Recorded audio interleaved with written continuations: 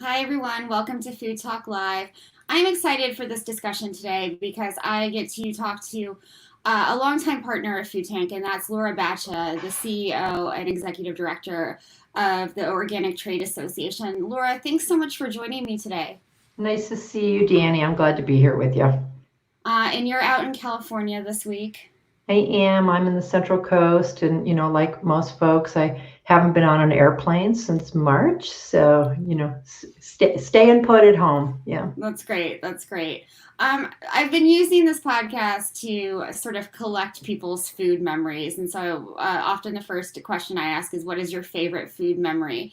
And, I don't know if anything pops up for you from California or from your childhood that you want to share.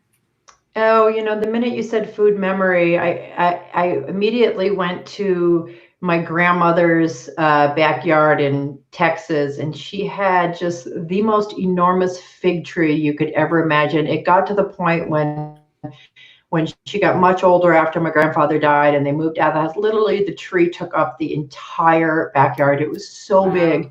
And every year she would pick the figs and then can the figs. And then when we moved up north, she used to mail them up to us, the canned jars of figs. And I've only been in California a few years, but I planted 3 fig trees in the Aw. median I live in town between my house and the street. There's like a little strip and the town lets you put trees in there.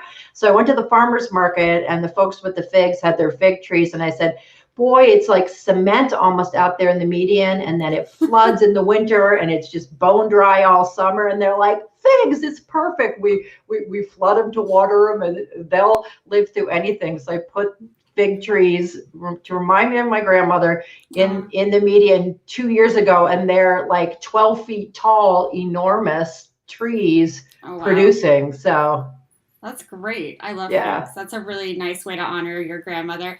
I'm glad Jeff Huckaby could join Laura in this chat today. He's the president of Grimmway Farms and Cal Organic Farms, and he's also been recently recognized by the Organic Trade Association as Farmer of the Year. So, congratulations on that, Jeff. Well, thank you. Thank you for having me. Sorry, I've had a So, little technical difficulty here, so No apologize. problem. No problem. It happens. I was just talking to Laura about some of her favorite food memories. Honestly, I was killing time hoping that you could join, but I'm glad she could share what sort of inspires her.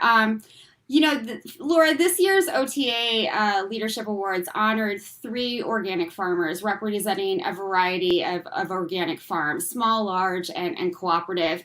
And Jeff received again the Organic Farmer of the Year award. Why did you pick Jeff? What makes Jeff special? Well, I will say that I didn't pick Jeff. I would have picked Jeff if it was my job to pick Jeff. The board of directors picked Sure. Jeff based on open nominations from our whole membership. So we have this great process that we use every year. But I think, one of the really sweet things about this year's award is just organically, so to speak, farmers filled all the categories in terms of the selections. And it wasn't intentional until after the selection was made that we stepped back and we saw that we had like a new woman dairy farmer, single Right. owner operator, the biggest organic co-op in the world, and then Cal Organic, which has just pushed the envelope on scale in organic vegetable production. So that just happened. It wasn't a plan going in, but I think it's just a natural reflection of how the industry evolves. But the reason I would have picked Jeff is because I think uh, people appreciate what happens in organic agriculture, and I think sometimes, candidly, there's some skepticism about whether or not what we believe in the benefits of organic scale. And I've seen the fields at Cal Organic, and I've visited there so many Yeah. times, and I know what Jeff does and what the team does there, and it's remarkable what happens on those number of acres in terms of commitment to soil health and organic principles. So it's a huge honor because it's also just a big value to the public that we can walk in those supermarkets 12 months a year and get Cal Organic cauliflower and carrots Sure. and lettuce and green onions and everything else we need. So um, Yeah, I mean, that question of scale, and I mean, this is for you both.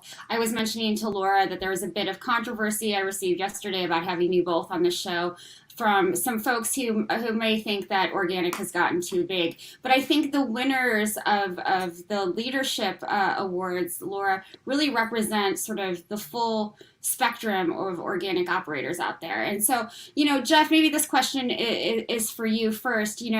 A lot of folks might consider what you do too big. Maybe others think it's not big enough. What do you think? Sort of those kinds of criticisms. Well, and I understand them. I think when you say big enough, I think we need more organic farming in the nation. The more the better. So, it's hard to criticize someone that's converted 45,000 acres of conventionally grown crops and sprayed and fertilized and everything, and taken that and built back up the soil and put it in a program that is very sustainable. So I think it's hard to argue and criticize with that. Organic started out small, small blocks, a lot of individuals, a lot of families. We did too. We started out the same way. My first field was very small, and it was very weedy, and it was the yield was very poor on it. But we figured out on that small scale, how can you treat that particular row, single row? A lot of our items now are big fields. They're 40 acres at a time of spinach, of lettuce, or beets. But they started out a single row. And we figured out, how did we farm those best? And everything we learned 20 something years ago, we still do today, the same practices. There's just 60 or 80 rows instead of the one. And we found out early on, you don't cut corners. It's not mass producing anything, as far as you've got these great tools of these unbelievable fertilizers or magic tools in your belt that you can just go out and save the day. It doesn't work that way. Everything that you do today, you're building for tomorrow, not for necessarily that particular crop. Sure. And we took those principles of one row at a time and said, well, if we can do one row, we can do 10. Sure. And we started spreading it out. And I was there walking the fields when it was one row, and now it's 10, and now it's 100. And it's just a matter of organization of how we go about doing it. And the demand was there from the big retailers that came to us and said, we can't grow an organic program unless we have guaranteed supply. Right. How can you do guaranteed supply? Well, you go in there and you can't cut corners. You have to select the right field. You got to build the right soil. You've got to do everything just right in order to do that. And when we started out early on, we were hit and miss. We would have products for 2 or 3 weeks, then we'd be out for a month, and no one could build a program. So we were asked, if we're going to make organics take off and go to the next level, we got to have consistency. We've got to have year-round supply. So what we did, instead of have our one farm right there in Arvin outside of Bakersfield, we went down and said, all right, where is, in the middle of the winter, where's the best place to grow? So let's go down and pick that particular farm. Yeah. And in the spring, where's the best place to grow? In the summer.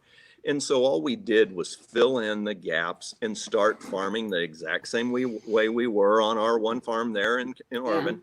And then did the same in every area. And then every year we would try to get those gaps closer together with a different acreage. And so it's the same system that we did 20 some odd years ago when we started doing this. It's just a little bit larger. And we have full control of it. We don't go out and hire a bunch of outside growers and say, we're going to contract with you and then go ahead and send us your crop and the quality changes. We still today plant, the same guys go around and plant all the different fields. The same harvest crew follows. The same guys are making the calls on fertility. So all of that has allowed us to go to scale. Well, right. And what you're suggesting is helped you maintain your integrity. It is. And integrity is everything. Now, Laura's been to our farms. They look pristine. And so we get questions, how can that be organic? Right. Well, if you cut corners, organics don't look that way. And if you're in it for kind of the short period of time and not the long haul, they don't look like that. But a lot of our fields have been in production for 20 something years. And like I said, everything we do today builds upon tomorrow. And when we harvest a crop today, next year's crop's even better because of the Sure. rotation, the fertility, and everything that we Absolutely. do. So, Well, I think figuring it out at scale, it was, a matter of luck and trial and error. But sure. I don't look at it as a bad thing.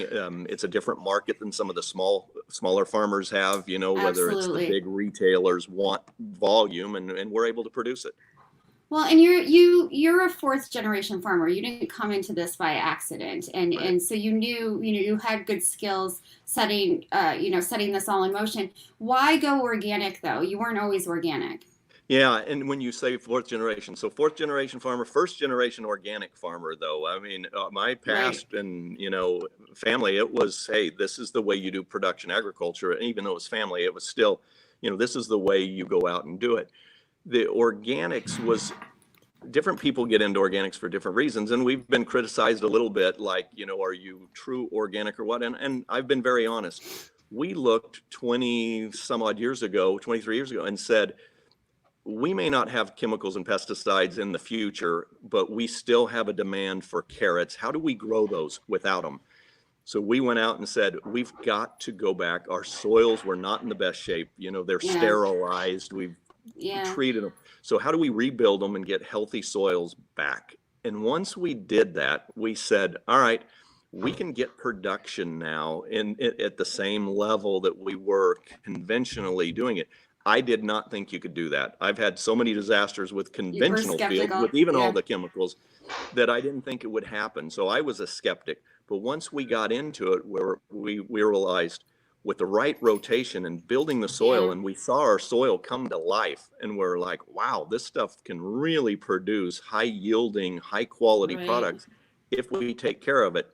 So it was getting into it to kind of protect that we wanted to continue to be farmers, in the future, and knew that Sure. but once we found out how to do it and how to rotate and do this, then it was became a passion. How can we make Yes. next year's crop even better, building upon the other ones? And now, I tell everyone, our yields on our organics out yield the conventional stuff that we still use outside Well, growers on our carrots and that's things. great. And most people don't believe that. They think of organics Yeah. as, well, the quality maybe not as good and the yield's not as good. It's not. Our quality's better and our yield is better. Thanks for busting that myth that organic yields are always lower. Laura, is Jeff's story similar to other farmers you've worked with? Folks who started out or were born into sort of this conventional farming process and decided that organic was going to work better for them as sort of a new or young farmer.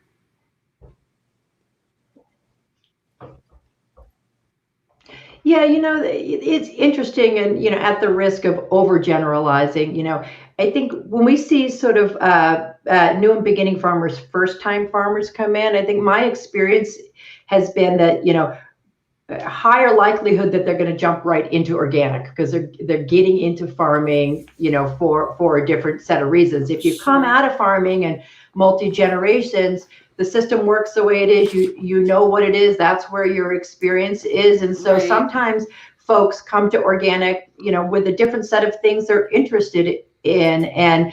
But it's amazing that it just doesn't matter what door you come through. If you're doing it well, you're seeing the benefits, and farmers respond to, like you hear from, like Jeff, you talk about the soil coming back to life and the birds and the wildlife coming back to the farms and stuff. And so it doesn't really matter what brought you there, but people are, their commitment is really deepened by Right. the experience, because they really, especially if it's their land, they care a lot about it. And when they see those changes happen, it's pretty motivating for people. That's great. And I mean, I really liked what Jeff had to say about, what he learned and how knowledge intensive this is. And, I think people forget that, whether you're farming conventionally or whether you're farming organically, agriculture is a very knowledge intensive, craft. And farmers get criticized a lot for doing the wrong thing or, not doing enough. But I think it's important to remember that this is a craft that's honed over years and, not something that you can just sort of step lightly into.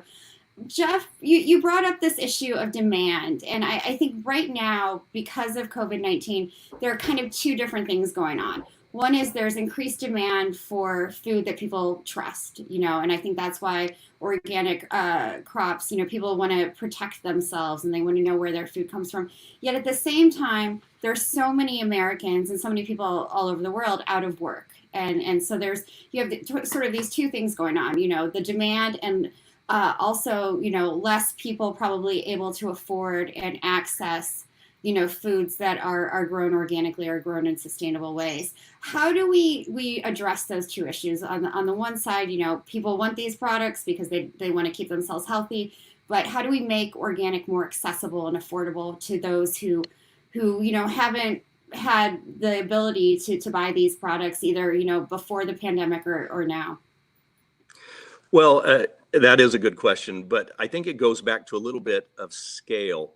We are able to produce cheaper than some of the others because instead of having a farm manager looking and walking around 80 acres, he may look at 800 acres that's out there. And so we're able to come in. We make all of our own fertilizers. We don't just go buy these composts. I mean, we've got a process because we didn't, maybe whether it was trust or we felt there was a certain quality that we had. So we're out there. For someone to go out and do that for their 80 acres takes a lot of time and effort. But when we have someone that can go through and specialize in that works directly for us, that's making our compost, we are able to produce cheaper products than a lot of other people do. But it is more expensive than conventional. And I can tell you there's two areas that always that are affected. And one is the weeding bill and two is the fertility.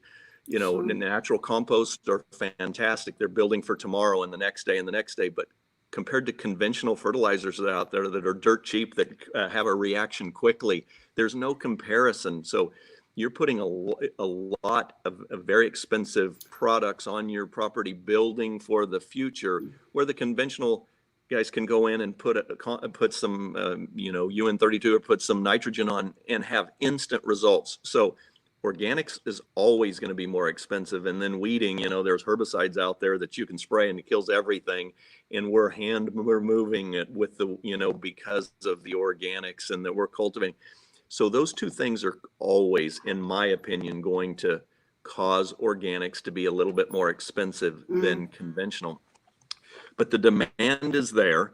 So we continue to expand. We continue to try to find ways to mechanize things so that we can produce organics at a cheaper cost, because I do know that is one of the prohibitive factors that's going on is price points right now. And I don't think that they're ridiculous. I think they're what's needed in order to pay back the farmer for all the inputs that he's put in. Absolutely. So it's not, they're not ridiculous numbers. There's what's needed. But if we could lower that price point, the number of consumers could increase substantially. And that's what our goal is. Let's get good, solid, high quality organics at a reasonable price. Now, a lot of people don't think we're very reasonable, but we put a lot of effort into what we do to have the highest quality. I think the more ground we can convert, the more, and then when people do it right, they get these bigger yields, the price comes down. It's just a factor of, to me, that's where I enjoy the fact that we can do something at scale to try to get that price point down. Well, and for me, and Laura, let me know what you think. For me, it's farmers need to be paid what they're worth, right? And that knowledge intensity and intensiveness that we talked about before. Jeff talked about some of the inputs that are sort of long term. Those are, can be more pricey. Those are things that farmers deserve to be paid for. What we don't have is an economic system that provides everyone, a living wage or with, the resources that they need. But how do we get to a place where, the same question I asked Jeff, where we can make organic more accessible and affordable? Yeah, I mean, I think, Jeff said it, because if there's not a certain premium built into organic production, quite frankly, there won't be organic farmers and there won't be organic acreage, right? And I think, you know, the public trust, so to speak, really benefits from that organic production being out there. So whatever we do, we have to sort of recognize and honor that. And, you know, I'm always interested in efficiencies that happen from the time it leaves the farm gate to the time it gets to the individual's kitchen table, right? And is there, you know, efficiency to be gained there? I also, you know, I reflect back on, you know, 2008, 2009 during the Great Recession, when was the last time we saw people under this kind of economic stress. And I honestly, I think this is tremendously worse. My heart goes out to people. People feel incredibly vulnerable right now. I think there's something a little bit different, though, around the choice of organic now than what we saw back in the Great Recession, in that people have a wider variety of ways to think about using organic. So because of the gain distribution, it's never as simple as the cost of this head of lettuce versus the cost of that head of lettuce, right? There's a whole lot more that goes into how you manage your food pocketbook. You know, it's a combination of the types of ingredients you choose to use, how you manage the waste of your home so you get the most, you know, meals and calories out of the food you bring into the house, and what kind of cuts of meat you choose to use, or which vegetables you choose, how often you do take out versus eat at home. So I'm not trying to minimize the strain on people right now with their economies, but I think it's almost too simple to just look at the price differential between a like item when we have a whole lot of other factors go into how we're choosing the food we're purchasing. Yeah, Danielle, I want to go ahead. I wanted to add something to that real quick too. When you talk about how do we make this affordable, I think one of the problems we have here in the U.S. is that our food has to look absolutely perfect, or the retailers won't buy it from us. And there's a lot of food waste out there that's high quality, that maybe has a blemish to it, that doesn't affect the way it eats. It doesn't affect the way it tastes. And you would be shocked if you saw what we throw away or put in the compost pile or whatever, that is, if it could be marketed and it was sold, it tastes exactly the same. And I'll give you a perfect example, because carrots are our biggest item. When we go and process these carrots and we go through and you harvest them and you put them in a lot of cold water and get them really nice and cold, sometimes that creates a split in the carrot and it pops. No one will buy that carrot with a split in it. We get them rejected. And it's not it's not necessarily the end user, but the retailers reject it. As soon as they look at it, they throw it out and they say, no, you're not getting paid for it. I can tell you, on some of the newer varieties for cut and peeled and babies, the reason they pop is they're higher in sugar.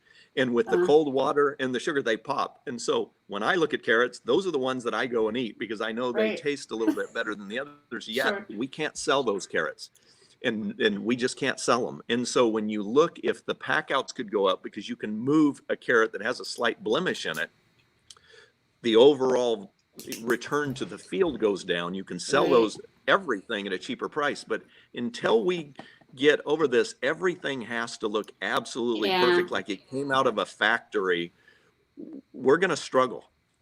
Absolutely. And I think, you brought up a good point. Retailers, need to change some of their policies and sort of the bureaucracies.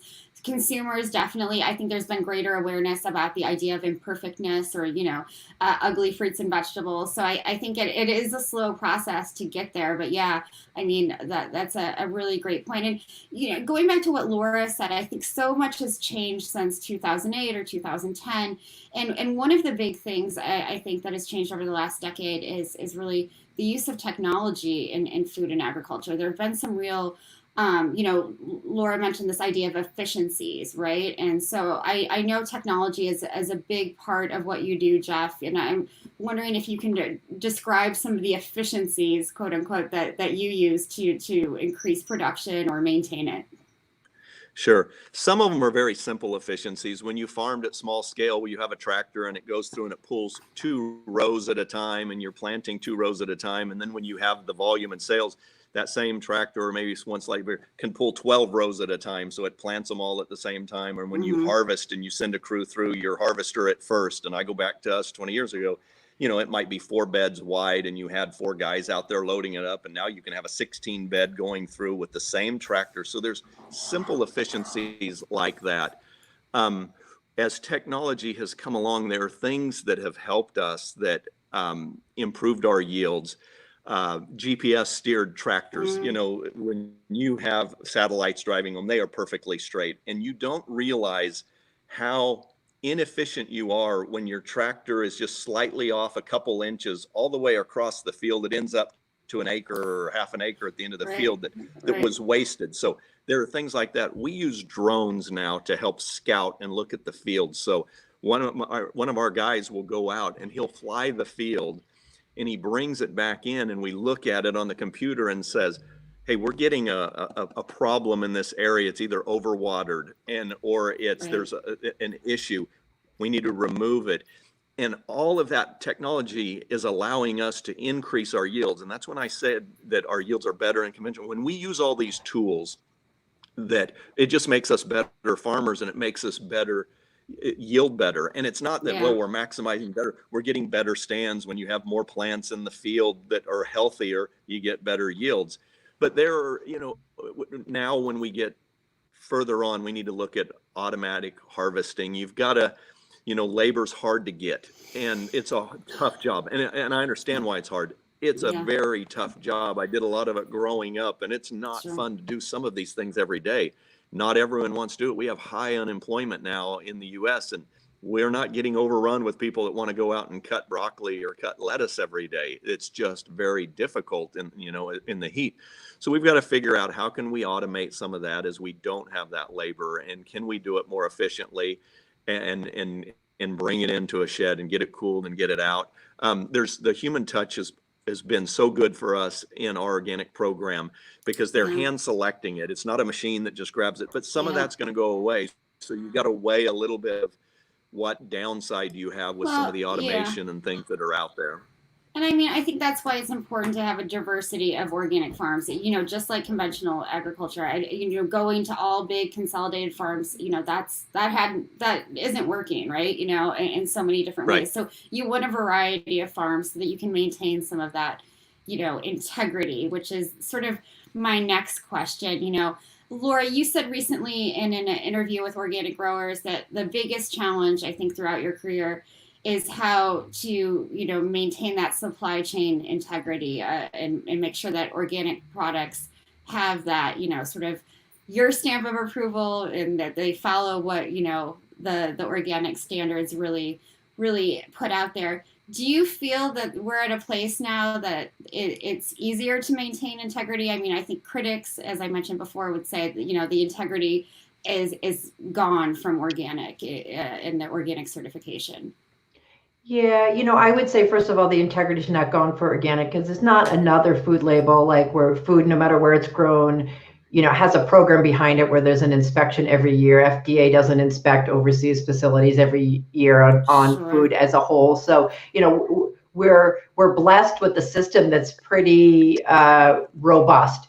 I think there have been some challenges, and with everything in organic, you can't sort of speak across the board to everything. I think the instances of fraud that we have seen in the last few years have been related to some of the grain trade coming into the country, and that, you know, hits livestock farmers because that's their feed supply, and there's a lot of dynamics tied to that. But I think the system as a whole is really robust. You know, but some things have changed in the last couple of years, I think, for the positive, because the industry's rallied together. There's a new piece of law that came about at the end of 2018 to strengthen the enforcement mechanisms. And that stuff doesn't just, like, what do you say? It's not like pumpkin that falls off the back of the truck. It takes a lot of effort to get a law passed through Right. Congress and, signed by the president that the whole industry can support. So I think what people, when you see those kind of advancements happen, you have to understand that means they were widely supported by the people who are engaged in organic agriculture, or it wouldn't have happened. So now the regulatory process is happening in regards to that, but it's going to be pretty impactful on the industry as a whole, in that it's bringing in all of the handlers in the supply chain that are touching and moving product and making sure that they're part of the certification system. And there's much stronger oversight of foreign operations through this, and border control and tracking using data. Acreage reporting will happen into the USDA about acres in. So in organic certification, they do what's called this mass balance. So is the volume coming in the same as the volume coming out from a good control program? And so they're upping the requirements for all of the inspections to include this full set of mass balance, audit, and forcing the use of technology. So I think we're going to continue to do better. I think people were caught up a little bit about the grain trade thing, because it's a real bummer for folks. Everybody, the farmers use when people are not playing by the rules, and people don't want to see that happen. But I think the industry is responding, and will continue to sort of to go after that stuff. I'm interested in the questions around technology and innovation, kind of some of the things that Jeff talked about, drones for like checking water or weeds. I'm interested in what that means from a compliance perspective. If people have questions about it, or cows going on the pasture, I think we could imagine a future where that's like simple enough to put a tag on an ear and a gate, and exactly where cows are, right? And inspectors could use drones where they might not be able to walk every inch of your field in an inspection, Jeff, but they could send a drone out, and they could look, and they could ride along in a tractor and that kind of stuff. When the shelter-in-place orders came on, and folks in many parts of the country were, really at home, there was a lot of discussion about how to do virtual inspections. And while I think it's not ideal to be thinking about long-term, it challenged the industry to put together protocols. We did this great webinar with inspectors and certifiers and companies, and there was literally like 500 people on the webinar learning about how to handle a virtual inspection when the inspector comes in with the camera. And remember, they're in charge, you're not in charge, and you've got to take the camera where they're asking you to go. And so I think it kick-started some conversations about technology, but I think there's a lot that could be done there to shore things up. You can monitor data in a way that we didn't conceive of 20 years ago. Absolutely. So Jeff, there's a viewer question for you. What do you think the role of frozen produce can play in aiding the growth of organic? Well, like I said, I want to see more organic produce across the board. I want to see more people go into it. And your comment earlier, I do believe there's room for the smallest grower and the largest grower, because the big retailer he has trouble dealing with a small grower that's only in for 2 weeks or so. But the farmers markets and the people that are going to some of these, and then there's everything in between. So I'm an advocate of as many organic growers as we can get at all levels is healthy for us and for the community, for the environment. Once again, I think every item we can utilize to maximize the use of our produce is going to only bring the cost of production down. And frozen is one of those opportunities that you can take a product when you're in excess supply. We do have a frozen arm of our company, and it's not huge, but if you get you wish every day you got the same yield and the same quality and everything, but Mother Nature doesn't work that way. Sometimes you get more produce than you can take out. And then the frozen industry, what's nice is that if you can capitalize on that, instead of disking it and throwing it away, you can bring that product in, you can freeze it and then sell it later on. And it's got a little different shelf life. So although that hasn't been big in our world yet, I think there are opportunities for frozen for really good high quality product that can be quick frozen and put away. I think juice, I think all across the board, we have to look as a community of how do we utilize everything that we grow out there. We have less ground, we have less water available every year. Yeah. So how can we fully utilize everything that we grow. And I think that is, the number one product selling it, then the number twos, then frozen, then juice. There's all these things that can help the organic industry. Well, I think utilizing as much as we can is such an important piece of this right now, especially during COVID. We're going to see so many other supply chain disruptions, Laura, further, later this year, further down the pike. So the more that organic, growers and organic companies are utilizing as much of a product as possible, whether it's through minimally processed foods, not ultra processed foods, or, value add, other ways to add value and, package something differently. These are going to be important as we sort of continue to get through this pandemic. I really am sort of on a frozen renaissance right now in my own kitchen. I think from the shelter in place, because it's like there's just no waste, right? You don't have that like pressure that it's going to be there. It makes it easy when it was for me a huge shift to go to the store just once a week or once every 2 weeks and think through, like, for goodness sakes, everything I'm going to eat for the next 2 weeks.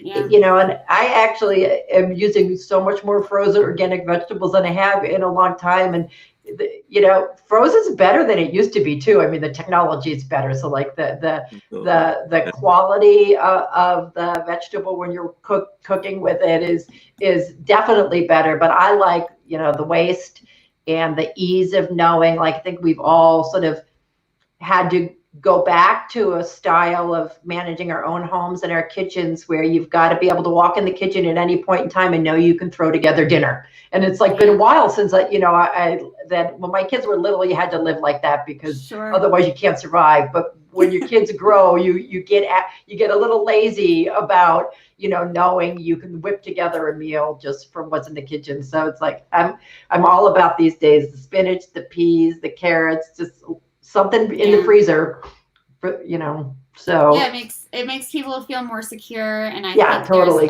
There's that opportunity for other growers and other companies to enter this space of, whether it's frozen or canned or tinned, whatever you want to call it, fermented foods. These are going to be growing, I think, over the next, if we're making predictions. And I think that's how I want to end with you both, with, what your predictions are. First, though, I'm going to give both of your websites.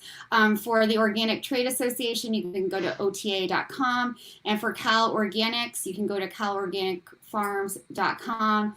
or Grimmway with 2Ms.com. Any other websites I need to give out, y'all? No. Okay. So predictions for the coming year. We're still in this pandemic. It doesn't look like it's going to end anytime soon. This is my chance to tell everyone to wear a mask so we can get through this quicker. What are your predictions for organic this time next year?